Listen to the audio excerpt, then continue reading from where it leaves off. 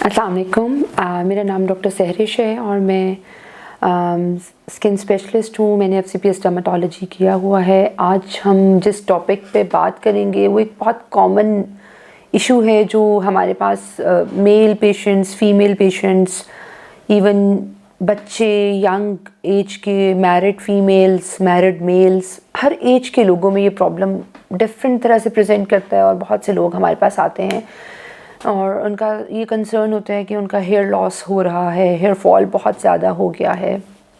तो हम सबसे पहले इसको देख लेते हैं कि इसके कॉजेज़ क्या हो सकते हैं हेयर फॉल के या हेयर लॉस के। उसमें सबसे पहले जो हम देखेंगे, एक तो है कि अगर एज रिलेटेड हो रहा है तो वो इन्वोल्यूशनल एलोपेशिया आ रहा होता है, जो एज के साथ साथ आपके बालों में थिनिंग होती है, वो गिरना शुरू हो जाते हैं। फिर कुछ हार्मोनल इन्फ्लुएंस होते हैं, एंड्रोजेनेटिक एलोपेशिया होता है जिसमें मेल्स में आएगा, ग्रेजुअली आएगा और आहिस्ता आहिस्ता पीछे की तरफ हेयर लाइन जाना शुरू हो जाएगी, रिसीड होना शुरू हो जाएगी। फीमेल्स में भी आता है एंड्रोजेनेटिक एलोपेशिया, उनमें भी सेंट्रल वाइडनिंग हो जाएगी पार्ट की। और फिर कुछ लोगों में ऐसा इस तरह से बाल झड़ रहे होते हैं जिसको हम बालचर कहते हैं उर्दू में, कि वो किसी एक जगह पे दायरे की तरह एक बड़ा क्लियर कट एरिया होगा जहाँ से बाल गिर रहे हैं और सडन एकदम से हो गया है। पेशेंट ये नहीं कहेगा कि आहिस्ता आहिस्ता हुआ है, कुछ दिनों में, कुछ हफ्तों में डेवलप हो जाता है। ऐसी ही कंडीशन बाज़ औक़ात प्रोग्रेस करती है तो वो सर के बालों या दाढ़ी के बालों के अलावा वो पूरी बॉडी पे, बाजुओं से, टांगों से, कहीं से भी बालों का लॉस होना शुरू हो जाता है। और ये इस तरह का एलोपेशिया होता है जो बड़े आराम से रिवर्स भी हो जाता है अगर इसका टाइमली ट्रीटमेंट ले लिया जाए। बाज़ औक़ात जिस जगह पे बालचर हो रहा होता है उस जगह पे स्किन में इंजेक्शन लगाने पड़ते हैं। कुछ टेस्ट होते हैं हार्मोनल, थायराइड की डिजीज़ के, वो कराने पड़ते हैं। उसके हिसाब से फिर हम उसका ट्रीटमेंट करते हैं। फिर कुछ लोगों में, कुछ बच्चों में, स्पेशली यंग जो एडोलेसेंट्स होते हैं, उनमें ये प्रॉब्लम होता है कि वो साइकोलॉजिकली अपसेट होते हैं, उनके कुछ साइकोलॉजिकल इश्यूज होते हैं, उसकी वजह से वो हेयर पुलिंग करते हैं और वो हेयर पुल करके अपना कोई एक एरिया है जिससे बालचर वहाँ पे कर देते हैं, वहाँ पे बाल गिर जाते हैं सारे के सारे। फिर बहुत कॉमन जो कि ऑलमोस्ट ऑल फीमेल्स जो है दे फेस इट पोस्टपार्टम, बच्चा पैदा हुआ उसके 2-3 माह बाद बहुत ज़्यादा बाल गिर गए और डिफ्यूज़ हेयर लॉस है, पूरे सर से बाल गिरेंगे और थिन आउट हो जाएंगे बाल। इसी तरह कोई लॉन्ग इलनेस है, एकदम से स्ट्रेस आया है, बाज़ लोग कहते हैं जी स्ट्रेस बहुत था इसकी वजह से मेरे बाल गिर गए। और कोई ऐसी इलनेस थी जो बड़ी सवेर थी, कोई लंबा बुखार हो गया, उस तरह की कंडीशन में एक हेयर फॉल की ये वैरायटी है जिसको टीरोजन एफ्लूवियम कहते हैं। ये भी रिवर्सिबल होता है, इम्प्रूव हो जाता है। इसमें कुछ न्यूट्रिशनल चीज़ों को देखना होता है हमने और कुछ रिमूवल ऑफ द कॉज है कि उसके पीछे जो कॉज है उसको रिमूव करें, कुछ सप्लीमेंट्स ऐड करें और उससे ये चीज़ें बेहतर होना शुरू हो जाती हैं। फिर कुछ ऐसी डिजीज़ होती हैं जिसमें परमानेंट हेयर लॉस हो जाता है। उसमें जो सर की जो जिल्द है उसमें से जो फॉलिकल्स हैं, जो जड़ें हैं, वो ख़त्म हो जाती हैं। इस तरह का एलोपेशिया अगर हो जाएगा तो वो फिर रिवर्स नहीं हो सकता। इसलिए बहुत ज़रूरी है कि आपको अगर इस तरह का कोई भी इशू आ रहा है तो आप उसमें अपने डॉक्टर से फ़ौरी एक कंसल्टेंट किसी से और डर्मेटोलॉजिस्ट से आप लोग कंसर्न हों और आप उनसे आप कांटेक्ट करें सो दैट वो देखें कि वो आपका जो आपसे वो कुछ क्वेश्चंस करेंगे आपके हेयर फॉल के बारे में, कि वो सडन ऑनसेट है, ग्रेजुअल ऑनसेट है और वो किसी एक जगह से बाल झड़ रहे हैं कि पूरे सर पे एक जैसा बालचर हो गया, इकट्ठे एक जिस तरह पूरे सर पे ही बाल थिन हो गए हैं और कम हो गए हैं। फिर उसमें आपकी बड़ी इंपॉर्टेंट ये हिस्ट्री होती है कि आप कोई दवाइयाँ तो नहीं ले रहे। कुछ बीपी की ऐसी दवाइयाँ हैं, कुछ लोगों को कैंसर की जो मेडिकेशंस होती हैं उसके साथ उनके बाल गिर रहे होते हैं। इसी तरह कुछ हार्मोनल दवाइयाँ कुछ लोग ले रहे होते हैं, ख़वातीन कुछ दवाइयाँ इस्तेमाल कर रही होती हैं अपने मसाइल के लिए। इस तरह की जो मेडिकेशंस हैं वो भी आपका हेयर फॉल करा देती हैं।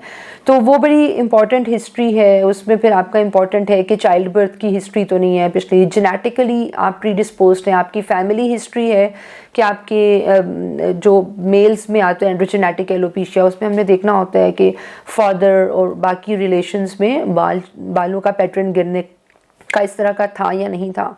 कुछ लोगों में बर्न्स वगैरह हो जाते हैं, उसके बाद से हेयर लॉस हो जाता है।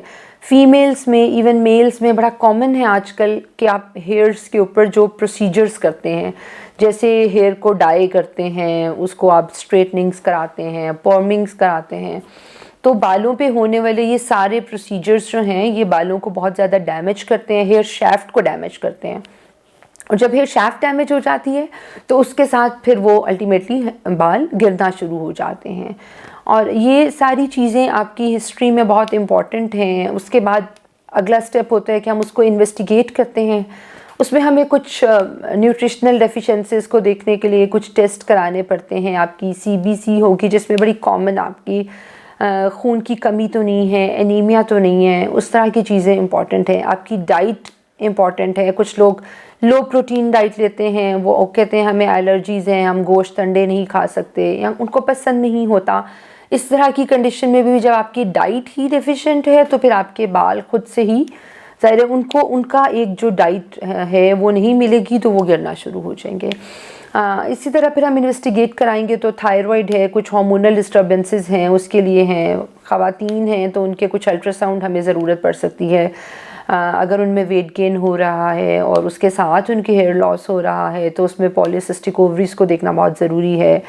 चाइल्ड बर्थ की हिस्ट्री है तो उसके बाद पेशेंट की डाइट का पैटर्न, उसका हार्मोनल जो है इम्बैलेंस, उसको देखना बहुत ज़रूरी है। इसी तरह कुछ इम्यून की डिजीज़ हैं, ऑटो इम्यून डिजीज़ हैं जिसमें SLE है, LP है, इस तरह की डिजीज़ें हैं जो परमानेंट स्कारिंग एलोपेशिया करा देती हैं जिसमें रूट ही डैमेज हो जाता है। और कुछ इन्फेक्शंस हैं, इवन फंगल इन्फेक्शन हैं जिसमें बाल आराम से इतने कमज़ोर हो जाते हैं कि वो हाथ भी लगाएं तो वो पुल आउट होकर बाहर आना शुरू हो जाते हैं।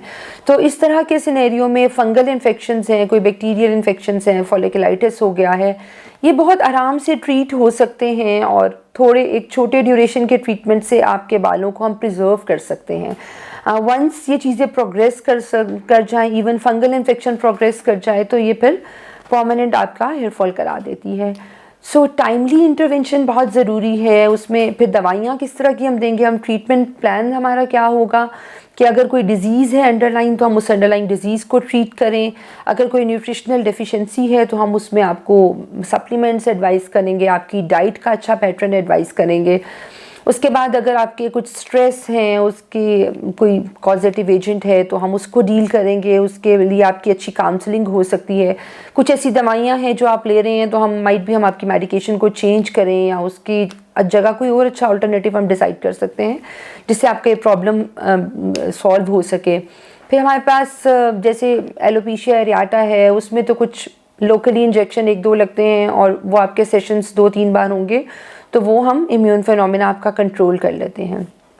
फिर PRPs हैं जो आजकल बड़ा कॉमनली यूज़ हो रहा है, ये एंड्रोजेनेटिक एलोपेशिया है और हेयर थिनिंग के जो केसेस हैं उनमें ये बड़ी हेल्पफुल होती है। उसमें पेशेंट के ही ब्लड से प्लाज्मा अलग किया जाता है और इसलिए उसमें कोई साइड इफ़ेक्ट के चांसेस भी नहीं होते, कोई रिएक्शन के चांसेस भी नहीं होते और वो फिर हम स्कैल्प पे उसको अप्लाई करते हैं थ्रू इंजेक्शंस और उसके साथ बड़े अच्छे रिजल्ट्स हैं। और फिर जो ऐसे लोग हैं जिनमें कोई भी ये ट्रीटमेंट प्लान सक्सेसफुल नहीं होते हैं और उनका बहुत ज़्यादा एलोपेशिया प्रोग्रेस कर जाता है, क्राउन भी खाली हो जाता है, फ्रंटल रिसेशन भी हो जाती है, उनके पास डेफिनेटली फिर लास्ट रिजॉर्ट हेयर ट्रांसप्लांट करा जाता है। और उसमें भी फिर वैरायटीज़ हैं हेयर ट्रांसप्लांट में भी।